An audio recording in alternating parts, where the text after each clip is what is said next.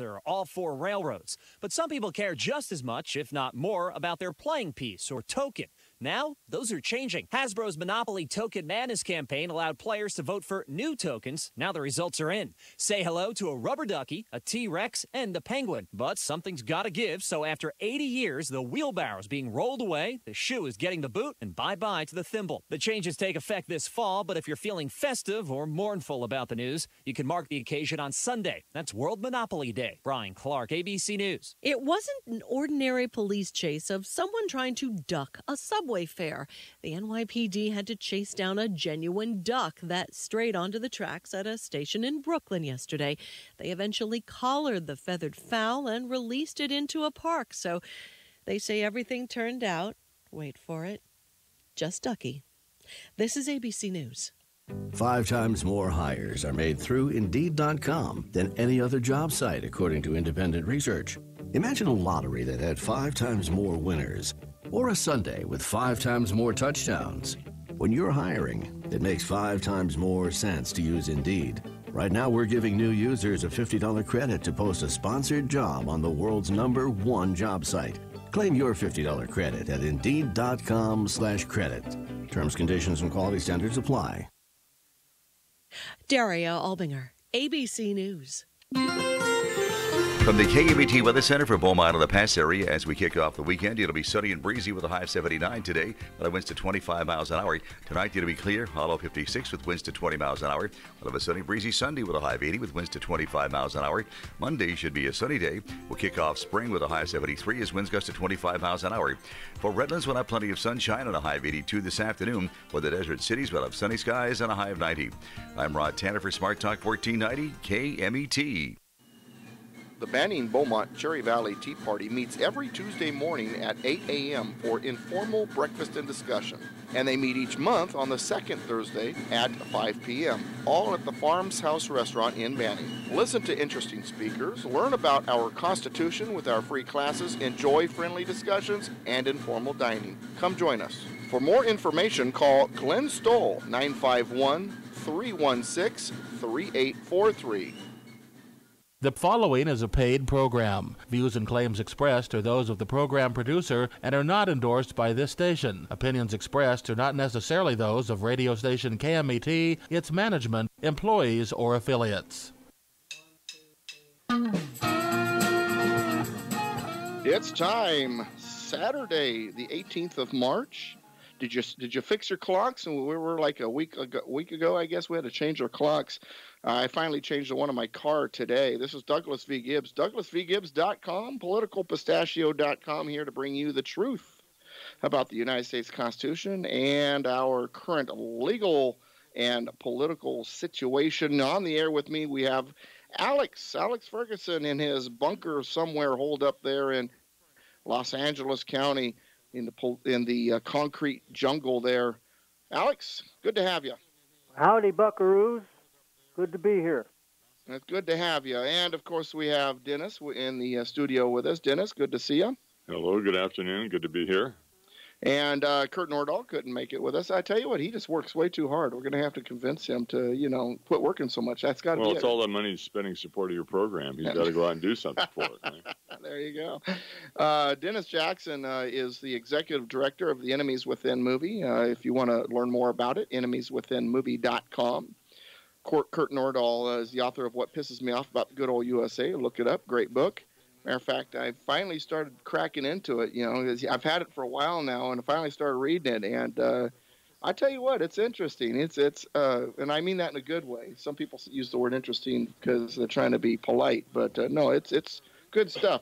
He's basically ranting and raving in a good way in the book. And then also in the studio with us, we have Pastor Terry Elliot of First Christian Church in Beaumont at 701 Egan Avenue in Beaumont, and his lovely wife, Debbie. And to go ahead and say hi to our audience. Well, hello there. It's good to be here with Douglas today. And we're going to talk to Pastor Terry Elliot after the tail end of this segment a little bit about some of the local happenings, local goings on, and what his church is doing locally. And we had a nice little discussion earlier, and I definitely have a lot of questions for Pastor Elliot. So for those of you who are up here in the Pass area, definitely stay tuned for my discussion with Pastor Elliot. He can clue you in on some of the stuff going on locally that you may want to be a part of. But to start the show, we are going to head off into G20 land. For those of you who don't know what the G20 meetings are, this is the global economic summits, basically. And, here's my belief when it comes to these kinds of things and what people don't seem to get. Moderation is the key. Now, Dennis, do you consider yourself a moderate? Probably not. Probably not.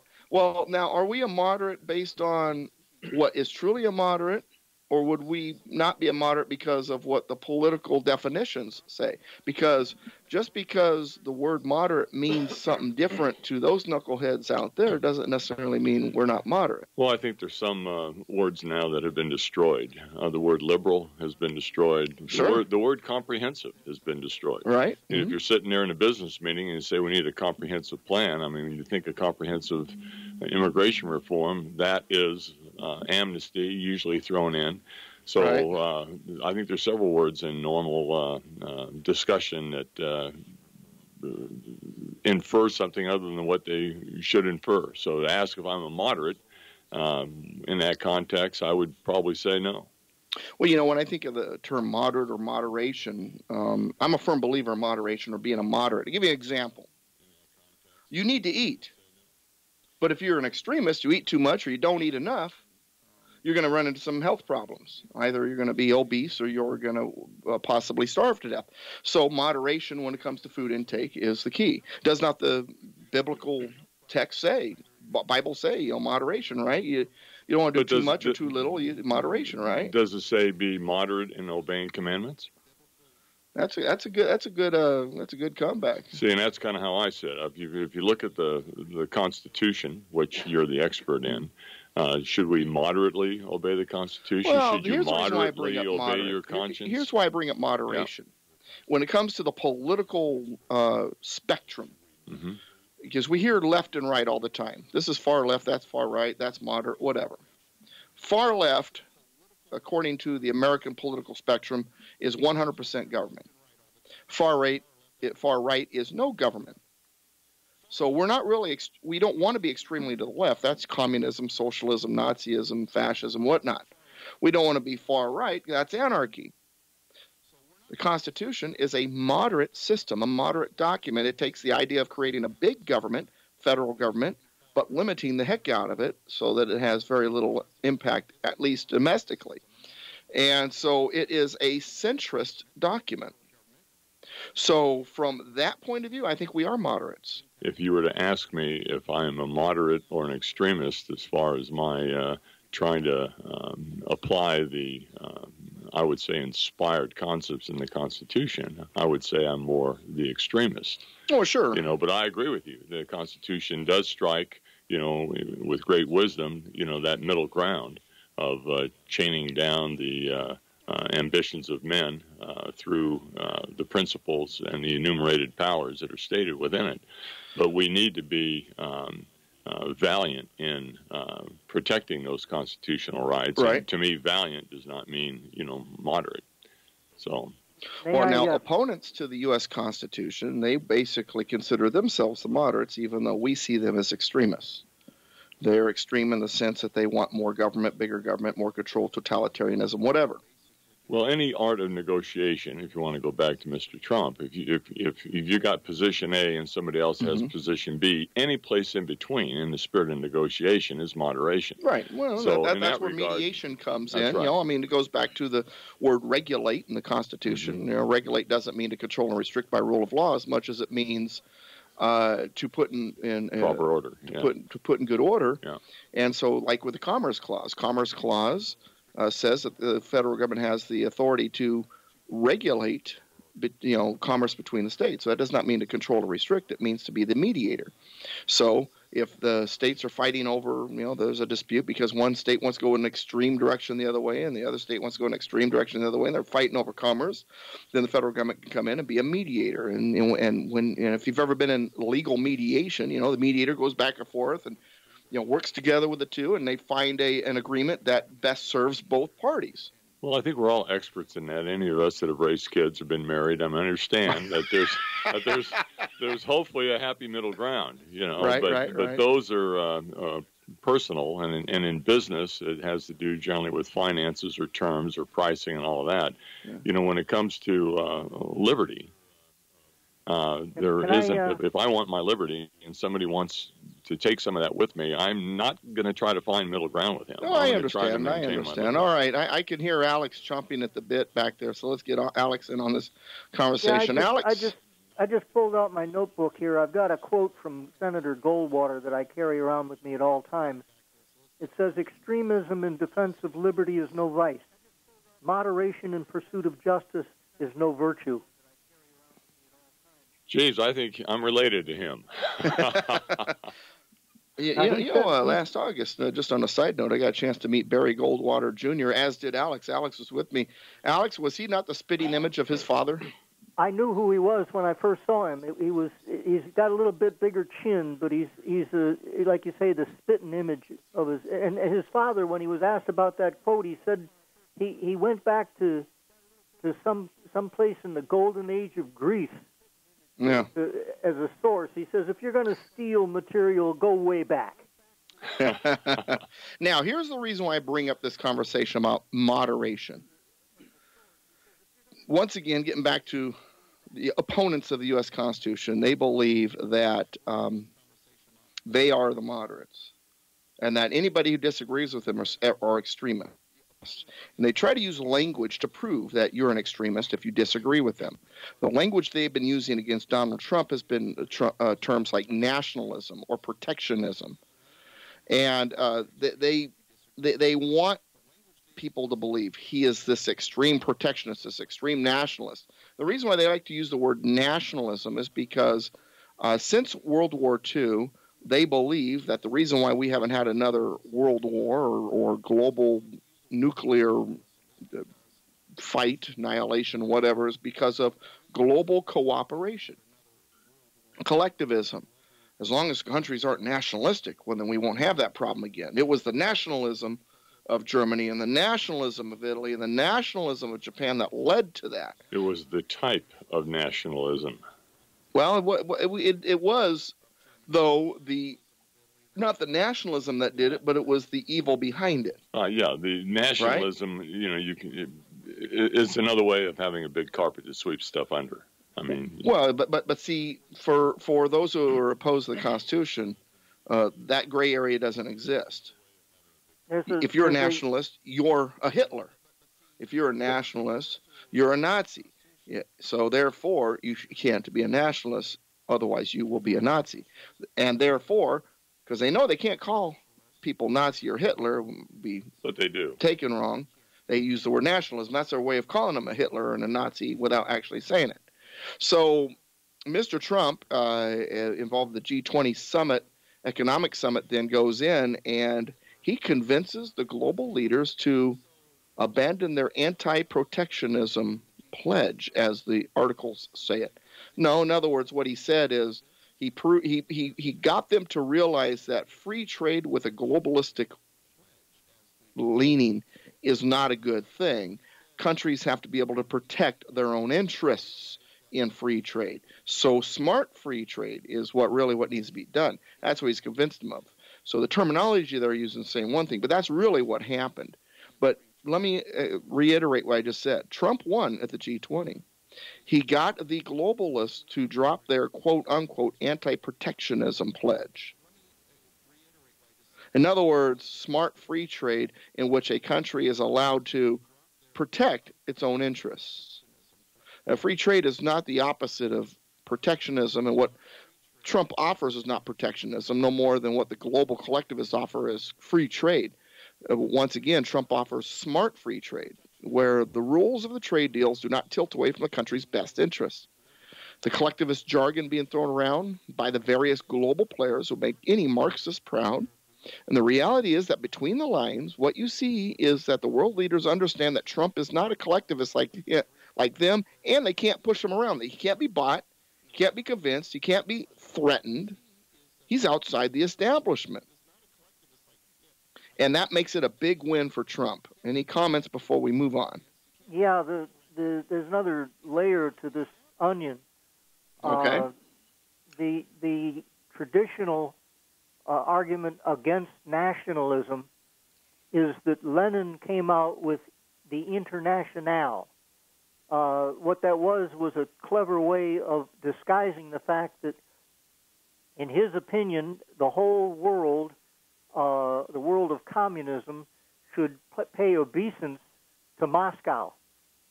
That it was an international movement, and naturally Stalin, when he came into power, Lenin before him, they were the head of the International Union.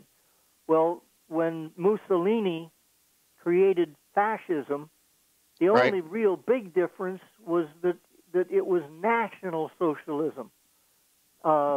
Hitler called his movement the National Socialists.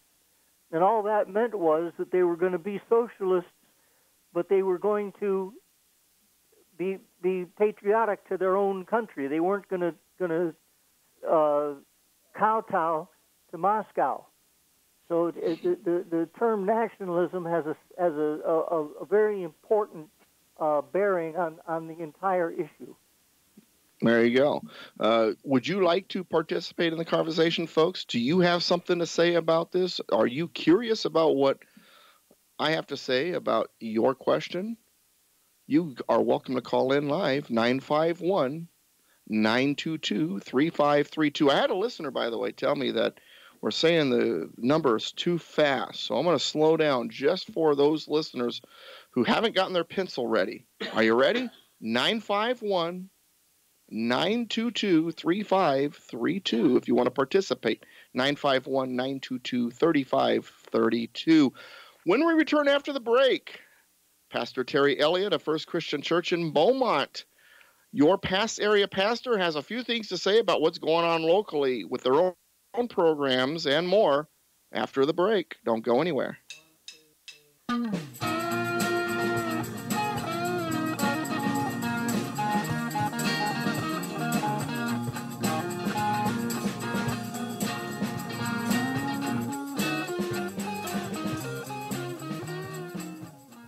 What's your constitutional IQ? Your quest to learn the Constitution can be fun for the whole family. Learn about the Constitution as you play the Constitution Quest board game. Learn more at constitutionquest.com.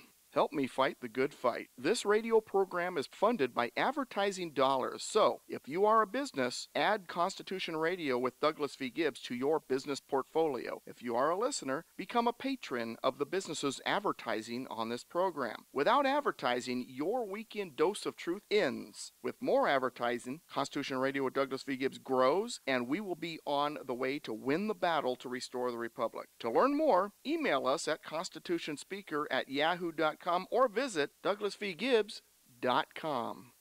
Hi, this is Ed Hoffman, President Wholesale Capital Corporation, your direct mortgage lender. Real estate prices are still low, which means now's the time to buy your next home before they go up. Whether it's a home to live in, a vacation house, or an investment property, we can meet your mortgage financing needs to help you realize the next phase of your American dream. At Wholesale Capital Corporation, we make sure you get a loan that you can afford with terms that work for you. Wholesale Capital welcomes FHA buyers, conventional buyers, jumbo loan buyers, and we proudly help the U.S. military veterans take advantage of the zero down payment VA loan program. Nobody treats veterans better than Wholesale Capital Corporation.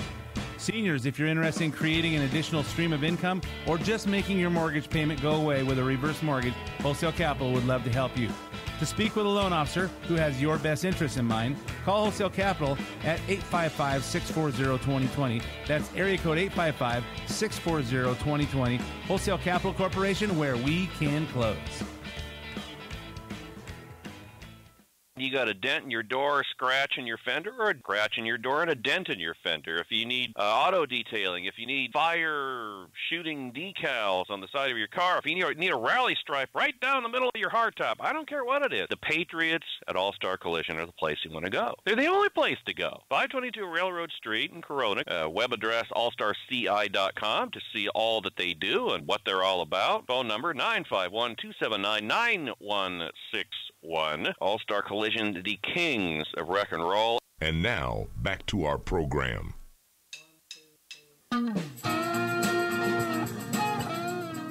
Welcome back, Constitution Radio with Douglas V. Gibbs, right here on KMET1490am.com and KMET 1490 AM. And if you want to watch the video, you can go to the website.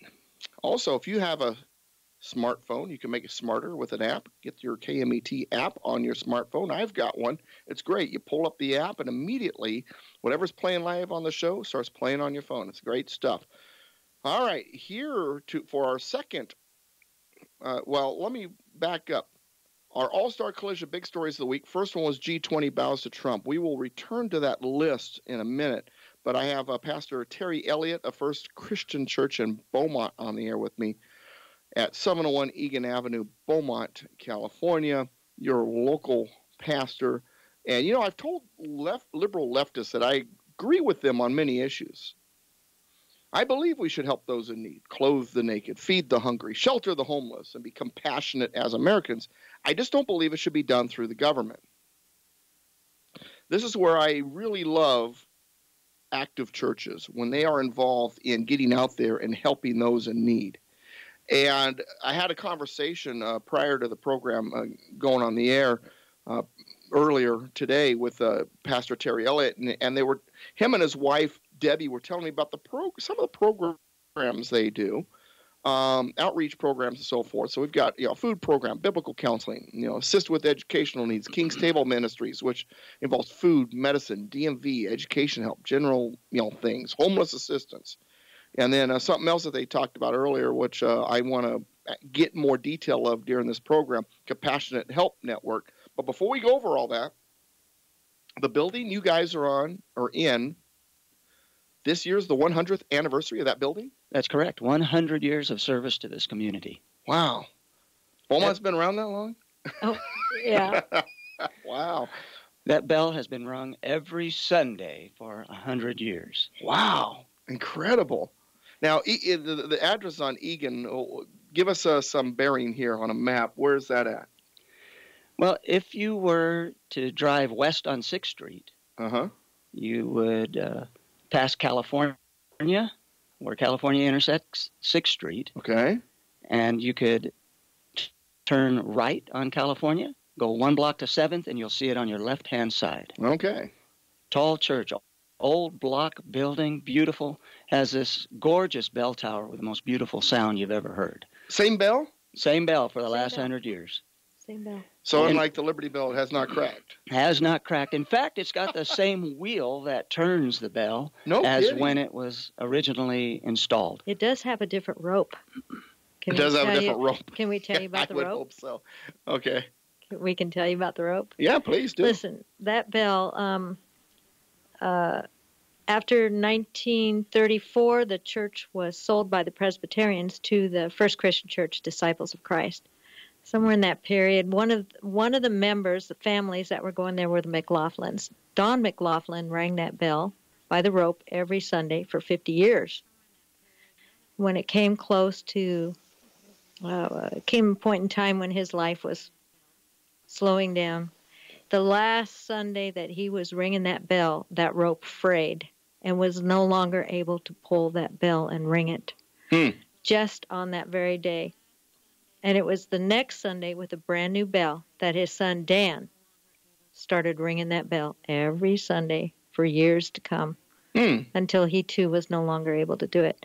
But that rope lasted at least that 50 years. Who knows how long before that? Right. But it was the last day. Maybe they ought to retire the rope when the ringer retires. So when the son Dan left, he should have taken the rope like his dad. That's such an awesome story. It is a neat story. So we've got this 100-year-old church building, First Christian Church. Terry Elliott here is the pastor. And you are very active in the community locally here in the Pass area. And for my Pass area listeners especially, this is going to be important. We have a worldwide audience. So we're the global radio show with a local the local radio show with a global footprint. That's it. Wow. I got to remember that. You got to say that line more often. Yeah, I got to say it more often. The local show with a global footprint. But anyway, we do have listeners all over the place. But since we're on a local station, I wanted to talk about a few local things. This is one of the reasons why I was jazzed to have you come in. But tell me about the programs you guys are working on. So you got a food program and so on and so forth. Food program right there at the church. Right there at the church. People come. There's no charge. It's every other Thursday. No, I'm sorry. First and third. First and third Thursdays. Yeah. See, now I'm getting involved in the wrong That's date. why you brought her. Yeah. She's the one that has the stable mental condition. I'm the pastor without such a thing. Yeah, you preach the word, you let her worry about everything else. Yeah. And so it's first and third Thursdays. You show up about noon. Mm-hmm. You get a really large box of food. And there can be meat in there. There can be just a number of supplies, vegetables. So now the members of your congregation donate, or you get donations also from other sources? Debbie, take that part, will you? Actually, the food ministry itself, there are people who volunteer to work that ministry that come from many different churches here in the Pass area. Okay. And maybe even some don't even belong to a church at all. They just come because they want to be helpful to the community. Okay. And so these people are hard-working folks. Now, they do have to buy the food from a food bank, and they're in process right now of looking for a different one with a little better quality, I think. But you've got, if you knew our building was not meant for easy in and out access. It's up and down stairs all the time. Mm-hmm. It's quite a workout. But it's operated out of the basement itself.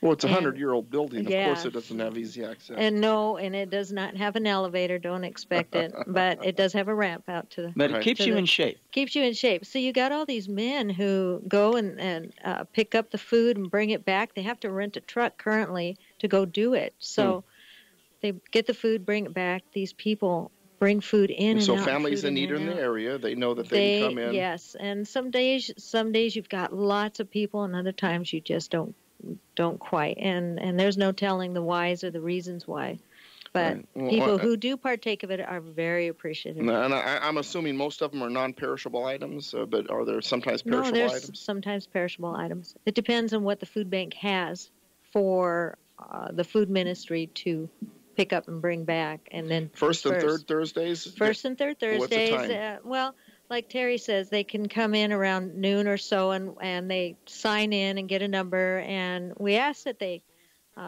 stay upstairs until their numbers are called upstairs, meaning the sanctuary. They can stay in there until their number is called, because it gets too crowded and too crazy going down into the basement.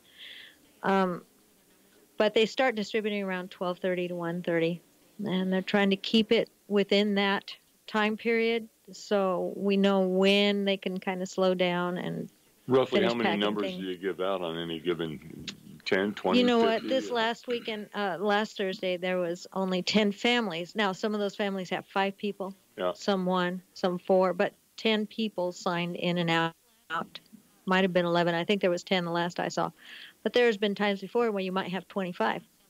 What is the maximum number you guys could probably handle? That I can't say. I'm not too sure. It just really depends. This last week, it just so happened that the food that they got from their source was light. There wasn't as much as usual. Whereas a few weeks ago, it was overloaded. You just can't tell what you're going to get. That's why they're looking into maybe a different food bank. Well, when they show up and sign up, if you see the numbers, it's 10 versus 25, and you look at the food, then down in the basement, you guys kind of ration that enough so that number 21 doesn't show up and all the stuff's gone, or you try to balance it out. Well, that's what they're trying to do. Yeah, that's you know what, it's they've always been successful. Everybody walks away with something. Well, yeah, now, I'm not as much involved in doing. And your food program is only a part of your ministry. That's a very large part, it sounds like, but it's only part of it. There was biblical counseling we talked about where someone is in need. Explain to me what you mean by that. Well, biblical counseling would be, let's just say you, Doug, you come to me and you say, I have an issue in my life, and I need to work it out. I need to find the ins and outs of how to make my life work with this issue. So we go through Scripture, and we talk about how the biblical context of things affects your life and how to do it appropriately so that you go through your life without disaster. That's you yourself bringing on disaster. In other words, to seek out a Christ-centered journey. Education needs. Well, no. Go ahead. Oh, I was going to say, well, never mind. I'll leave that to you. Go on. Well, we have had people who, for instance, price of gas. It goes up, it comes down, it goes up, it comes down. Price of food going up. Suddenly, perhaps the cost of tuition is higher. The cost of books every year does not remain the same. So what we look at is if somebody comes and says they need assistance, we try to find the appropriate area to assist them in. For some people, it might be auto insurance because they can't afford the insurance. They can get the gas, but they can't afford the insurance. So we help them with that. And other people, they already have the insurance, but they say, I can't afford the books. I'm registered, but I had a medical mishap last month, and now I can't afford to get books. So we help provide the books. Explain to me what King's Table Ministries is. That's a ministries of helps. And we designed that ministry so that we can help see a person through their situation. There's a lot of organizations out here that want to help somebody just once in a year. Maybe they can come and have a meal once a month, or perhaps they can get their electric bill paid once a year. We're trying to work with those who want to better their lives. So if that's their issue in life right now, where they stand, to better their life, they need education, we want to go and help them with that. Right. But if there's an issue where they can't pay their electric bill, we want to be able to not force them to eat or pay the electric bill. Right. We want to assist them in that. So you help with food, medicines. DMV. At one point, we talked about education and other general things. What about homeless assistance? How do you help the homeless?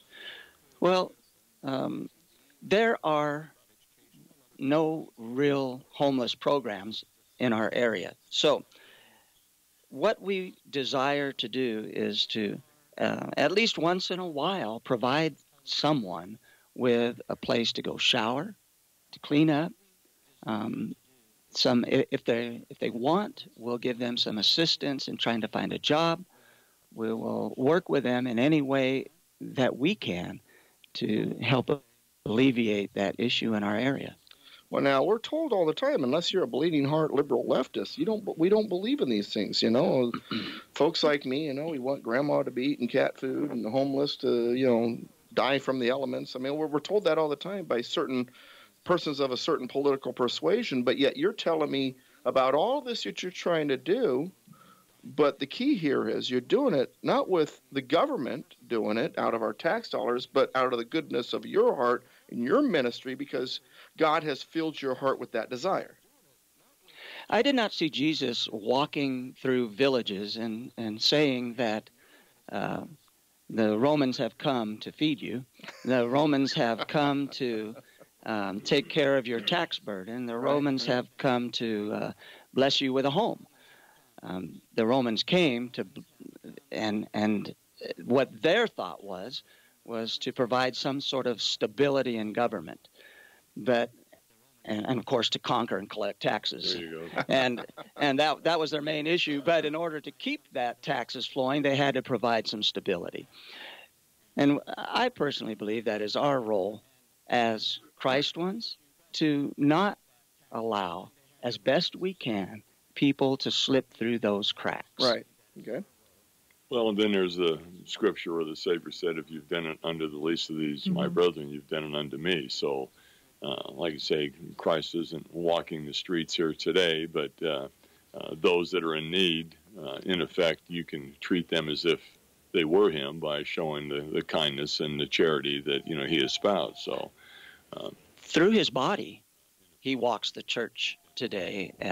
Christ Jesus is the head of this structure, this organization that we call the body of Christ. And as the head, he still gives direction. He still, as Luke wrote at the opening of the book of Acts, that Jesus is continuing to do that which he had begun before his crucifixion. Alex, did you have a question for Pastor Elliot?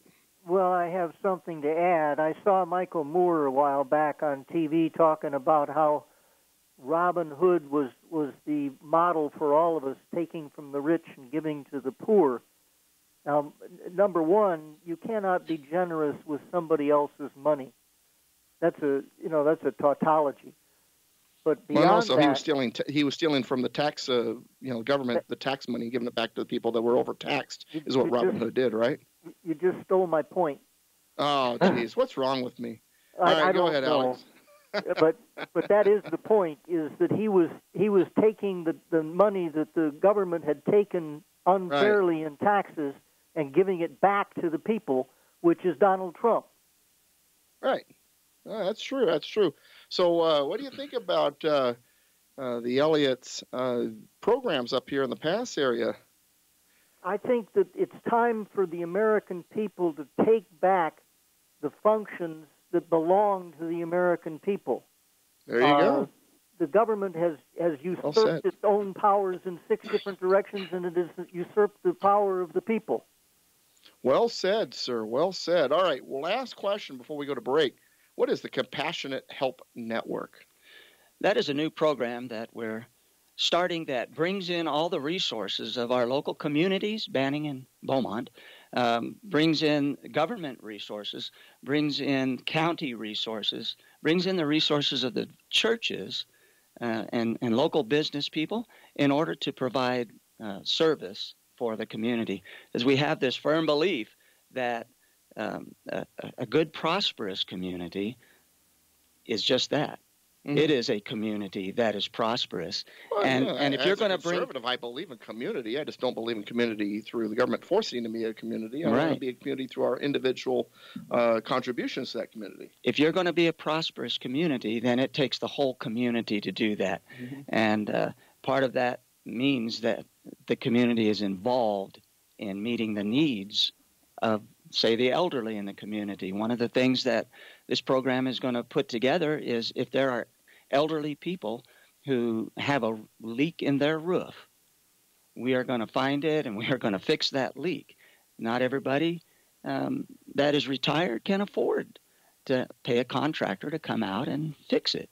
So if they've got a plumbing problem, we're going to fix that plumbing problem for them. So what's that going to take? That's going to take members of the community joining together. Well, charity should come from individuals, not from government, because charity can't come from government unless they tax somebody else, and that's contrary to the principles of charity. Well, that's not charity. Yeah. That's taking something and redistributing it. All right. When we return after the break, the VA fights Trump pictures. A Hawaii federal judge halts Trump's revised travel ban. The firing of a U.S. district attorney in New York, and a snowflake told me to my face that voicing my opinion is rude. When we return.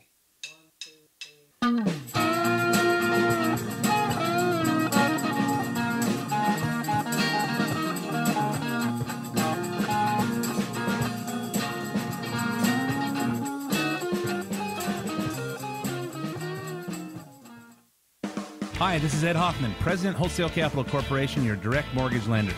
Real estate prices are still low, which means now's the time to buy your next home before they go up. Whether it's a home to live in, a vacation house, or an investment property, we can meet your mortgage financing needs to help you realize the next phase of your American dream. At Wholesale Capital Corporation, we make sure you get a loan that you can afford with terms that work for you.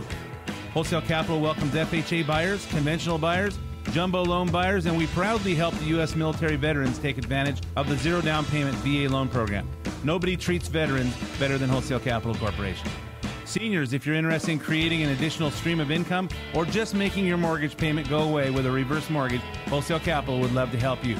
To speak with a loan officer who has your best interests in mind, call Wholesale Capital at 855-640-2020. That's area code 855-640-2020. Wholesale Capital Corporation, where we can close.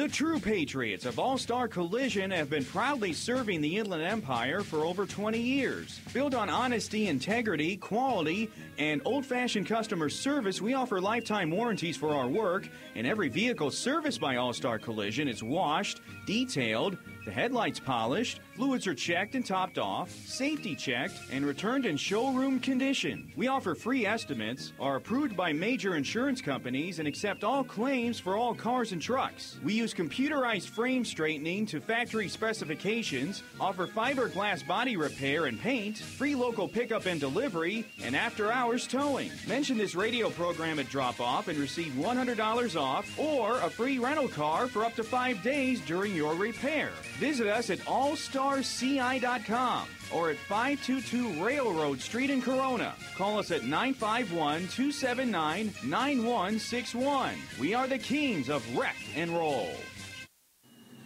The Banning Beaumont Cherry Valley Tea Party meets every Tuesday morning at 8 a.m. for informal breakfast and discussion. And they meet each month on the second Thursday at 5 p.m., all at the Farms House Restaurant in Banning. Listen to interesting speakers, learn about our Constitution with our free classes, enjoy friendly discussions, and informal dining. Come join us. For more information, call Glenn Stoll, 951-316-3843.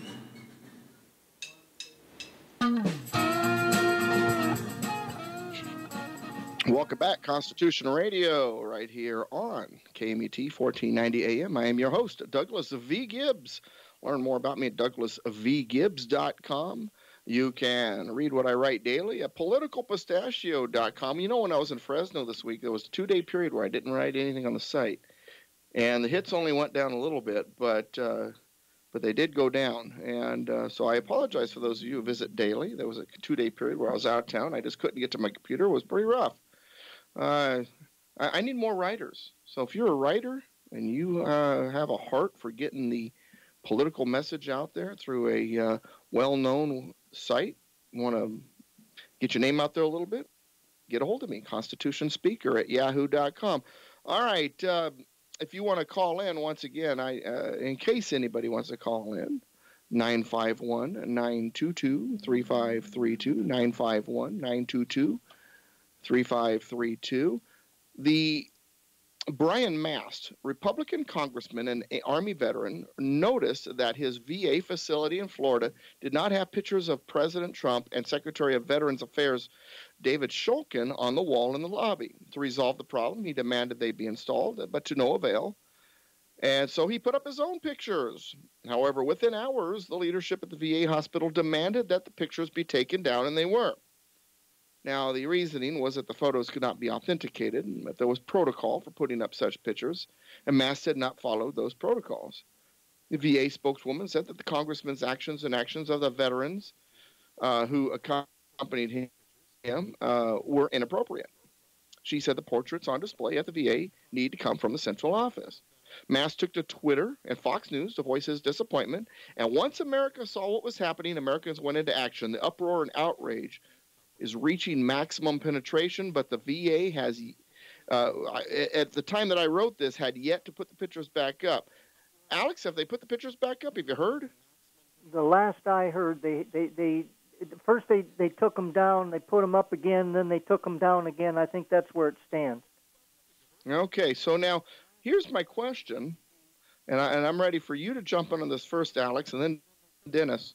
Could you imagine if the same had happened early on during the Obama presidency? I mean, heads would have been rolling, right? Well, I think I once before told the story of Mayor What's-His-Face in Chicago. They put up Rahm Emanuel, you mean? No, the black guy, the first black mayor. Oh, the one before him. Oh, yeah, okay, I know who you're talking about, yeah. Somebody at the Art Institute in Chicago put up a picture of him that was it was a caricature, and it was extremely unflattering. Right. And a police car showed up. They walked in, took the thing off the wall, drove away, and that's the last anybody ever heard of it. Right. So it just depends on whose ox gets gored, as my mother used to say. Whose ox gets gored. Dennis, What do you think about what's going on at the VA with the picture being taken up, taken down, put up, put down. What's going on here? I thought the Veterans Administration would be happy to put up whoever the president is up on the wall. Well, again, it's just political overreach, and there ought to be accountability. It's just sheer hypocrisy.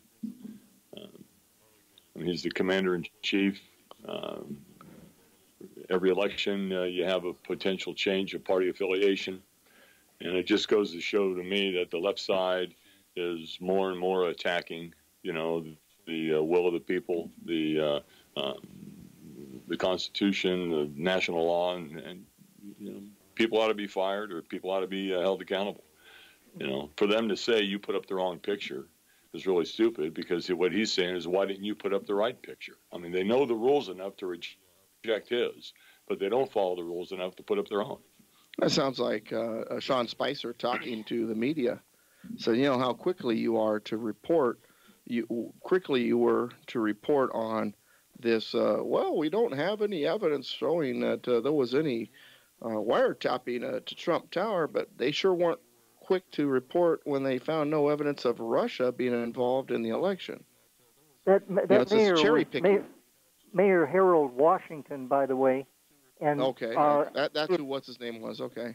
It seems to me that the Democrat Party has gone completely insane. This picture thing is just an example, but when you look at the judges who are banning Trump's ban, or whatever you want to call it, the travel ban. You talk about the Hawaiian judge. Yeah, is the latest one. Yeah, we'll talk about him next. But go ahead. Well, I was just going to say that the wording of the law is clear. It gives the president but total disagrees control. with the narrative, so they got to come up with stuff. So that what they're doing is they're operating in clear violation of the statute as it faces them, and the Democrats are saying, yeah, that's great. Well, because this ban is mean. It what means would happen lawless. Mean and heartless, don't you know? If the president really believed, and the Department of Justice really believed, as they supposedly are saying, that the ruling from the bench was incorrect, are they going to wait for somebody to come around and try and set the stage so they can do it? What would happen if they just implemented the ban and just said, this is what we're going to do? Just kind of like state nullification, going the other way. But they're allowing these guys to rule from the bench if they don't go forward. Well, let's talk about that. Let's talk about this Hawaiian judge. Article 1, Section 1 of the United States Constitution grants that all legislative powers go to the Congress, not the judicial branch. All legislative powers herein granted shall be vested in a Congress.